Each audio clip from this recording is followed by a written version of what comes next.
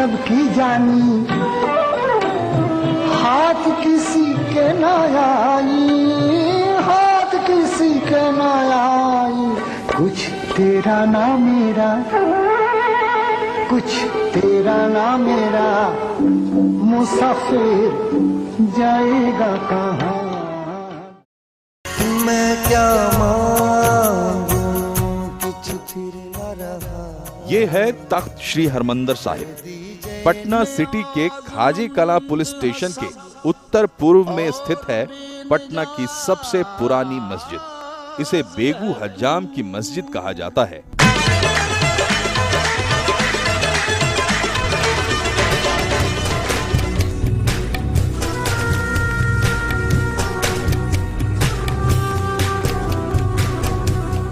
Patna city में है चाणक्य गुफा, गांधी की कर्मभूमि चंपारण।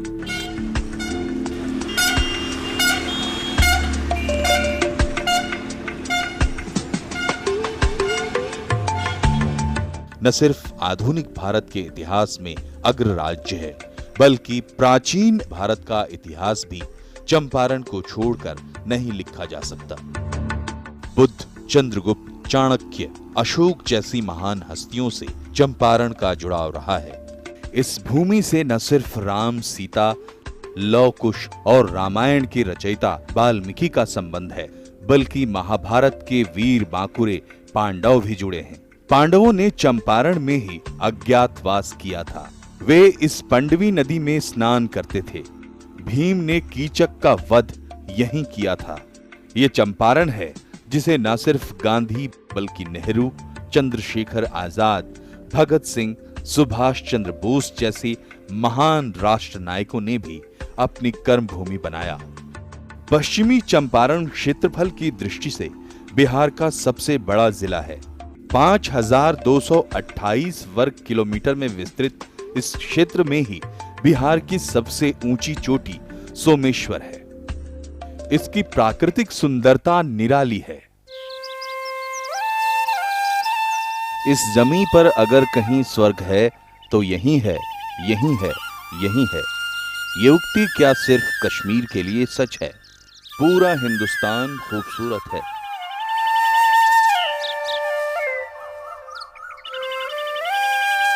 सुजलाम सुफलाम मलयज शीतलाम। पुराणों में वर्णित चंपा फूलों से आच्छादित अरण्य यानी बिहार का चंपारण क्या इसे सच साबित नहीं करता? सजीव आंखों और निर्जीव कैमरों में इस खूबसूरती को कैद करने की बेताबी यूं ही नहीं है।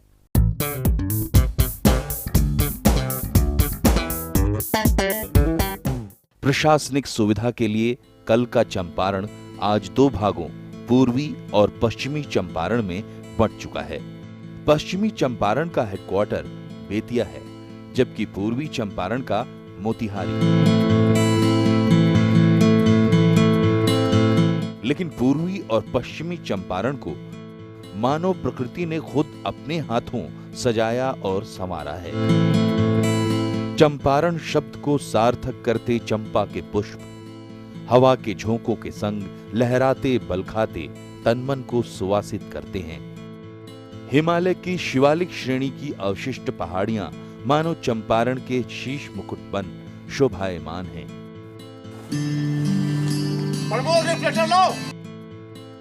मणिकांत सर, ये एंकर लोग कहाँ रह गए? दिख नहीं रहे हैं अभी तक। और बोस तैयार हो गया था वो लोग? हाँ सर, सब लोग स्नान करके तैयार है। तो कहाँ है वो लोग? आ रहे हैं सर।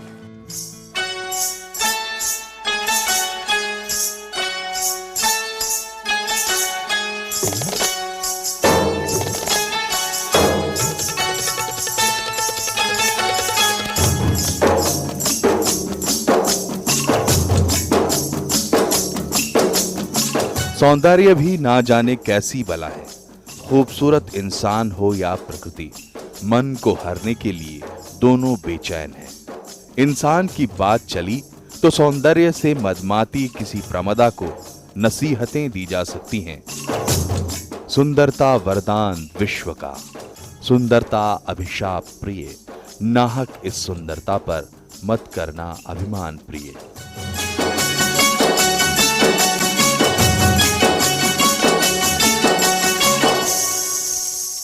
अमित जी आपसे पहले निकले वो लोग? हाँ, हमसे पहले वो दोनों निकले हैं। तो कहाँ चले गए? गाड़ी लेके निकले हैं, हमको लगा कि आपको लेते हुए जाएंगे। पर तो हमको कहाँ नहीं, हम तो ऐसे चले आए नहीं, कहाँ चलेंगे यार। वाल्मीकि टाइगर रिजर्व जाना था अभी। कमाल करते हैं आप लोग, कोई डिसिप्लिन तरीका ही नहीं। विसन हिल्स, त्रिवेणी के पास ये दिलकश नजारा किसी को भी दीवाना बना सकता है। बाइसन हिल्स तो कमाल की जगह है सत्या, मेरा तो मन ही नहीं कर रहा था यहाँ से जाने का। तो यहीं रह जाओ ना। अरे ये तो लवर्स पॉइंट है। क्यों लवर से क्यों? मैरिड लोगों के लिए भी है। क्यों? क्योंकि मैरिड ही असल में प्यार करते हैं आर्या। रॉन्ग। क्यों? क्योंकि ऐसे ही पॉइंट पर आकर लवर्स रात में तारे दिखाते हैं और फिर क्या? और फिर शादी के बाद दिन में तारे दिखाते हैं। करीब 5000 वर्ग किलोमीटर में फैले पश्चिमी चंपारण का प्राकृतिक सौंदर्य बेमिसाल है। ऐसे में टूर पर निकले किसी व्यक्ति को भला किसकी परवाह होगी? नजरिया चाहे जो हो, ऐसे मनोरम स्थल पर आकर रोमानी अंदाज में बातें करने से भला कौन बच सकता है?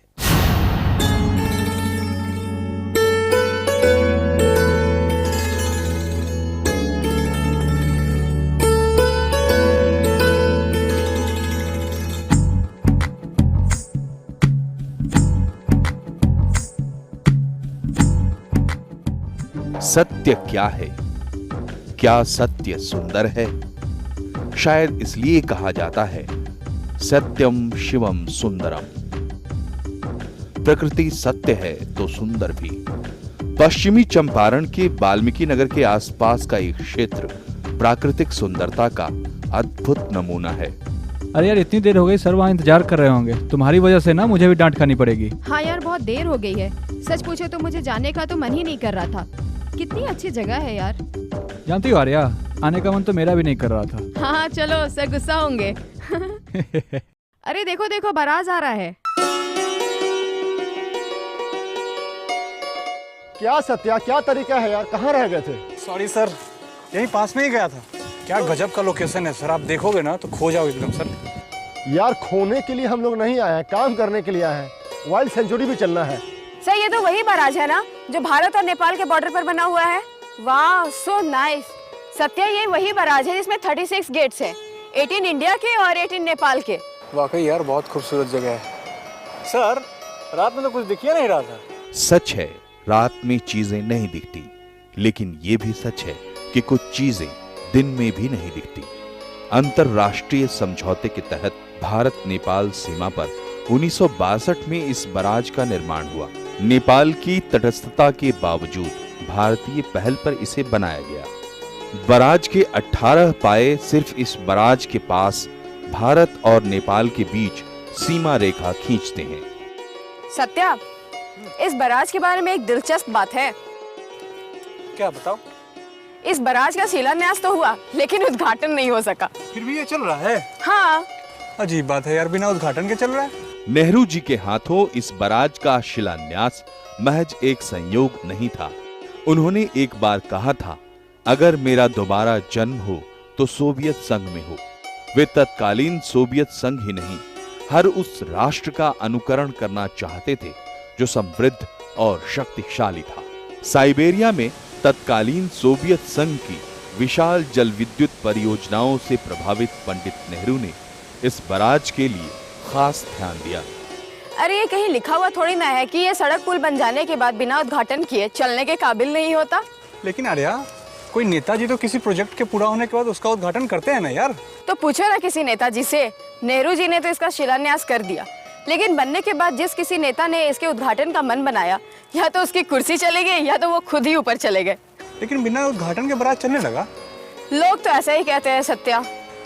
यार तब तो इस बराज का उद्घाटन 2 नेताओं को मिलकर करना पड़ेगा। एक बात बताओ, ये पानी क्या उद्घाटन का इंतजार करता? इसे बराज पर कौन रोकता, वो भी कितने दिनों तक? देश की तरक्की को लेकर नेहरू जी जज्बाती थे। उन्होंने एक स्वप्न देखा था, शक्तिशाली और समृद्ध भारत का। ये बराज उसी का प्रतीक है। ब्रिटिश साम्राज्य के क्रूर और निर्मम शोषण की प्रतीक चंपारण की धरती पर मानो पंडित नेहरू तरक्की और समृद्धि का फूल खिलाना चाहते थे। आर्या, तुम्ही ने तो कहा था इसके 18 गेट्स पे नेपाल का हक है। हक की बात छोड़ो, बराज ने साबित कर दिया है कि वो इमरजेंसी ड्यूटी पर है। वो बिना उद्घाटन भी चलता रहेगा। बेशक यह बराज इमरजेंसी ड्यूटी पर है। देश का ये बहुमूल्य धरोहर बिजली उत्पादन के क्षेत्र में महत्वपूर्ण योगदान दे रहा है। बिजली जिसके बिना आधुनिक जीवन की कल्पना नहीं की जा सकती। इस बराज को देखकर अनायास ही रूसी नेता लेनिन की एक उक्ति याद आती है। रूसी नेता लेनिन ने कहा था, तरक्की का A+B का होल स्क्वायर दरअसल सीमेंट प्लस बिजली का होल स्क्वायर है। केंद्रीय सेक्टर पर पूरी तरह से निर्भर बिजली का जबरदस्त अभाव झेलते बिहार के लिए पश्चिमी चंपारण का एक क्षेत्र वरदान साबित हो सकता है। कोतराहा, घोबहा, कटनिया, बरनल और मथौली जल विद्युत परियोजनाएं पूरे बिहार को रोशन कर सकती हैं। गंडक बराज के बाद हम चल रहे हैं त्रिवेणी।